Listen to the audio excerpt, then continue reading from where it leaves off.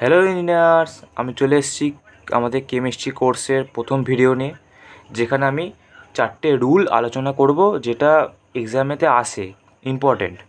তো first rule হচ্ছে Hund's rule, HUND rule, Hund's rule. Hund's rule কী বলে আমরা দেখে নিই। একটা কক্ষ আছে, এখানে আমরা জানি ইলেকট্রন থাকে, নিয়ে ঘোরে। এবার এখানে একটা একটা করে খোপ করা আছে, এরকম একটা করে খোপ করা আছে, 4টে খোপ করা আছে। এবার ইলেকট্রনগুলো তো ঘোরে আমরা জানি, কিন্তু ও কি আর যে কোনো পজিশানে থেকে ঘোরে? তাহলে তো কী হবে, ঘুরতে ঘুরতে 4টে ইলেকট্রন একটা জায়গায় এখন জড়ো হয়ে যাবে। তা তো হয় না। একটা এরকম খোপ থাকে, যে খোপের ভেতর ইলেকট্রনগুলো থাকে, নিয়ে ঘোরে। এই এক একটা খোপকে বলে অরবাইটাল, আর এইটাকে বলে সেল।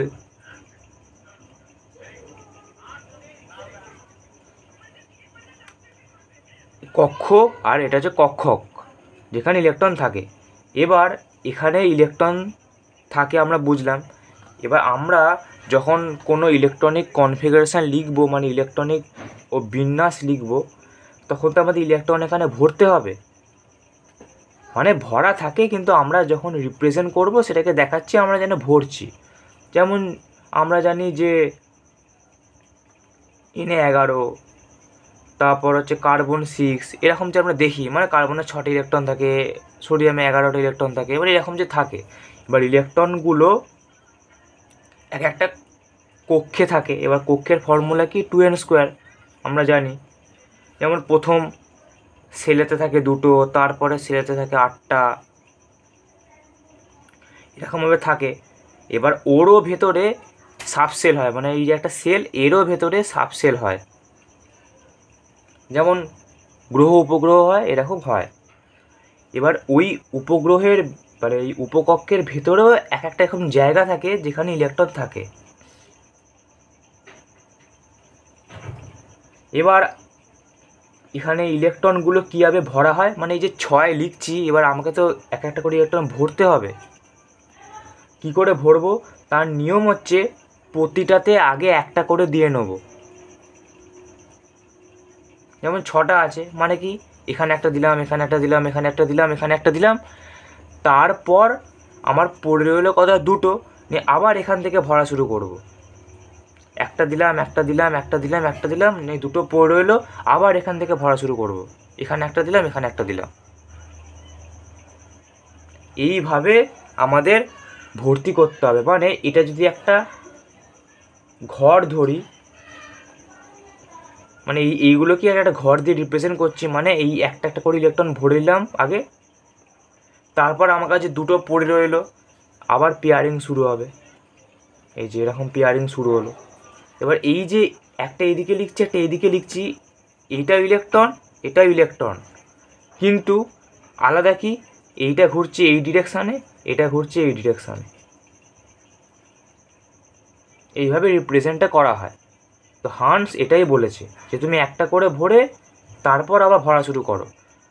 প্রথমেই আমি মনে করলাম এখানে 2টো দিয়ে দেবো, এখানে 2টো দিয়ে দেবো, মানে নিজের মতো নয়, এটা রুল আছে। তো এটা হচ্ছে হান্স রুল। তারপরে রুল হয় যেটা হচ্ছে পাউলি এক্সক্লুশন রুল। সেইটা কি, সেইটা হলো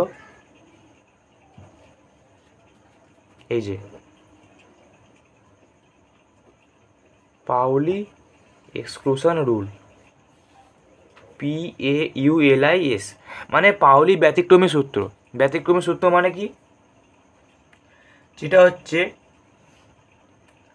এই যে এই একটা ইলেকট্রন আর এই ইলেকট্রন, এদের 4টে কোয়ান্টাম নাম্বার কখনো এক হতে পারে না। 4টে কোয়ান্টাম নাম্বার কী কী হয়, একটা হচ্ছে প্রিন্সিপাল কোয়ান্টাম নাম্বার n, তারপর হচ্ছে মুখ্য কোয়ান্টাম নাম্বার L, মানে গৌণ, এটা মুখ্য, এটা গৌণ, তারপর হচ্ছে ম্যাগনেটিক M, আর স্পিন S,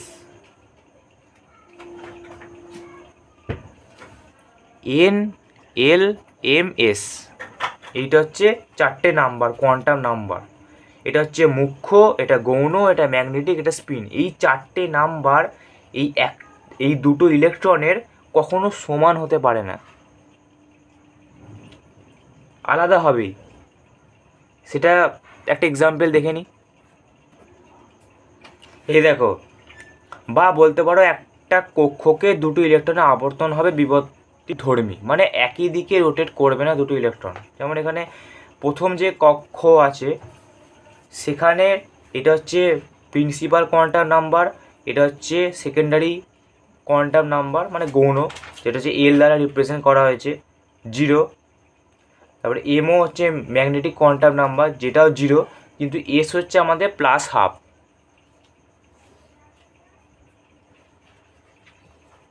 এস হচ্ছে আমাদের +12। আবার একইভাবে ওই 1 নম্বর কক্ষেই N1, এ দেখো দুটো সমান, L0 এই দুটো সমান, M0 এই দুটো সমান, কিন্তু আমাদের এস হবে কি, এই এসের ভ্যালু কী হবে, -12। এই যে -12, মানে এটা হচ্ছে ক্লকওয়াইজ ঘুরবে, এটা হচ্ছে অ্যান্টি ক্লকওয়াইজ ঘুরবে। এটা এখানে আমি দেখিয়েছিলাম। এই যে এটা হচ্ছে একটা কক্ষক, যেখানে দেখো একটা ইলেকট্রন অ্যান্টি ক্লকওয়াইজ ঘুরছে, একটা ইলেকট্রন ক্লকওয়াইজ ঘুরছে, মানে এদের এসের ভ্যালু আলাদা, স্পিন কোয়ান্টাম নাম্বারের ভ্যালু আলাদা। এটা হচ্ছে আমাদের প্রিন্সিপাল, সেকেন্ডারি, ম্যাগনেটিক, স্পিন, এটা দেখো আলাদা, মানে ঘোরার ডিরেকশানটা আলাদা। তো এটাই হচ্ছে পাউলি এক্সক্লুশন রুল। তারপরে আরেকটা ইম্পর্টেন্ট রুল আছে, যেটা হচ্ছে আমাদের ডি ব্রগলি হাইপোথিসিস বলে, ডি ব্রগলি তরঙ্গ কণা দ্বৈত সূত্র, যেটা ডি ব্রগলি হাইপোথিসিস বলে। এটা কি বলে, যে একটা কণা তরঙ্গের মতো আচরণ করতে পারে, যেটা হচ্ছে প্রমাণটা লেখা যায়, যেটা হচ্ছে আমাদের এই বোরের অনুসিদ্ধান্ত থেকে, মানে বোর ল থেকে, E=hν। এটা হচ্ছে তরঙ্গের প্রকৃতি সমর্থন করে, মানে ওয়েভের নেচার কনসিডার করে। আর আইনস্টাইনের একটা ইকুয়েশন আমরা জানি, E=mc², এটা হচ্ছে পার্টিকেলের নেচার কনসিডার করে।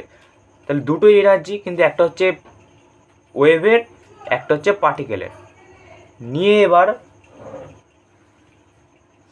এখানে আমরা সূত্রটা দেখতে পাচ্ছি যে 1 এবং 2, মানে ওই দুটো যে ইকুয়েশান ছিল, ওই দুটো ইকুয়েশানকে আমরা যদি কম্পেয়ার করি, এই দুটো ইকুয়েশানকে যদি কম্পেয়ার করি, তাহলে আমরা এটা লিখতে পারি। তারপর mc² এটা লিখতে পারি আমরা c/λ, এটা হচ্ছে ওয়েভ লেন্থ, আর এটা হচ্ছে ফ্রিকোয়েন্সি। তারপর এবার mc² ac/λ, তাহলে λ h/mc। এইটা হচ্ছে আমাদের ডি ব্রগলি ইকুয়েশন, যেটা খুবই ইম্পর্টেন্ট, অঙ্কের জন্য খুবই ইম্পর্টেন্ট, পরীক্ষাতে আসে, একটা অঙ্ক থাকেই, এবং এস্টাবলিশও করতে দিতে পারে। এস্টাবলিশটা খুব একটা আসে না, অঙ্কটাই খুব ইম্পর্টেন্ট। আর লাস্ট একটা রুল আছে, যেটা হচ্ছে হাইসেনবার্গ আনসার্টেনটি প্রিন্সিপাল, মানে হাইসেনবার্গের অনিশ্চয়তা সূত্র। সেটা কি বলতে চাইছে, সেটা হচ্ছে একটা স্মল পার্টিকেলের, মানে ছোট্ট একটা কণার, তুমি একই সাথে একটা কণার অবস্থান এবং গতিবেগ পরিমাপ করা যায় না। মানে হচ্ছে কি বলতে চাইছে, যেটা হচ্ছে এই একটা ছোট পার্টিকেল আছে,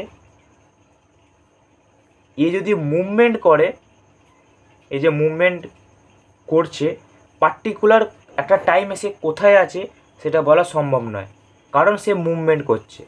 কিন্তু সে যদি ফিক্সড হয়ে থাকে, মানে থেমে আছে, তাহলে আমি বলতে পারবো সে কোথায় আছে। যে একটা ছেলে ধরো খুব চঞ্চল, চেলে বেড়ায়, সে এবার এখন দেখছো বেঞ্চে, এই দেখছো গেটে, তার তো তুমি পজিশান বলতে পারবে না, যে সে যেই কেউ জিজ্ঞেস করবে ও কোথায়, বলতে হবে তোমার পাশে, ব্যাস নেই, মানে যেরকম হয় আর কি। সেটাই হচ্ছে কথা, যে সে যখন মুভমেন্ট করছে তার পার্টিকুলার কোনো পজিশান বলা সম্ভব নয়। কিন্তু সে যদি একটা জায়গায় বসে থাকে কিছুক্ষণের জন্য, তাহলে তুমি বলতে পারবে হ্যাঁ ও আমার পাশে বসে আছে। সে হয়তো ঘুমিয়ে আছে বা বাড়ি ভেতরে আছে, পড়ছে, সেই সময় তুমি বলতে পারবে হ্যাঁ ও পড়ছে, ও ঘুমোচ্ছে, কিন্তু এমনি টাইমে তুমি বলতে পারবে না, কারণ ও তো চেলে বেড়ায়, ও তো ফিক্স নয়, আজ এখানে মানে এখন ওখানে তখন ওখানে। তো সেইটাই হচ্ছে ব্যাপার, যে একই সাথে ওর পজিশান এবং ওর ভেলোসিটি বলা সম্ভব নয়। এটা হচ্ছে আমাদের হায়াসেন মানে আর আনসার্টেনটি প্রিন্সিপাল। সেইটা হচ্ছে এই যে ডেল এক্স আর ডেল পি। ডেল এক্সটা হচ্ছে পজিশনের আনসার্টেনটি, আর ডেল পিটা হচ্ছে মোমেন্টাম মানে ভরবেগ, ইকুয়াল টু এইচ কাট। এটা হচ্ছে এইচ কাট। এবার P equal to M V লিখতেই পারি, তাহলে এম ফিক্স ডেল ভি হবে, del X equal to M into del V, H cut মানে লেখা যায় h/4π। এবার লাস্ট পার্টি ইকুয়েশানটা দেখে নিই। তাহলে আলটিমেট আমাদের ইকুয়েশানটা হলো এটা। এটাও খুবই ইম্পর্টেন্ট, অঙ্কের জন্য খুবই ইম্পর্টেন্ট। এখান থেকে অঙ্ক আসে, নয় ডেল এক্স বলে দেয়, নয় ডেল ভি বলে দেয়, নিয়ে বলে ক্যালকুলেট করতে, ডেল এক্স ক্যালকুলেট করতে পারে, নয় ডেল ভি ক্যালকুলেট করতে পারে। আর এইচ দেওয়া আছে, এই যেটা ভ্যালু হয় 6.626 × 10⁻34 বলে, ওটাও দিয়ে দেওয়া থাকে পরীক্ষায় বা মুখস্থ করে যেতে হবে। আর এটা মাস পার্টিকেলের, আর 4π, এটা হচ্ছে রুল। এটাও খুবই ইম্পর্টেন্ট রুল, এর ওপরও অঙ্ক থাকে।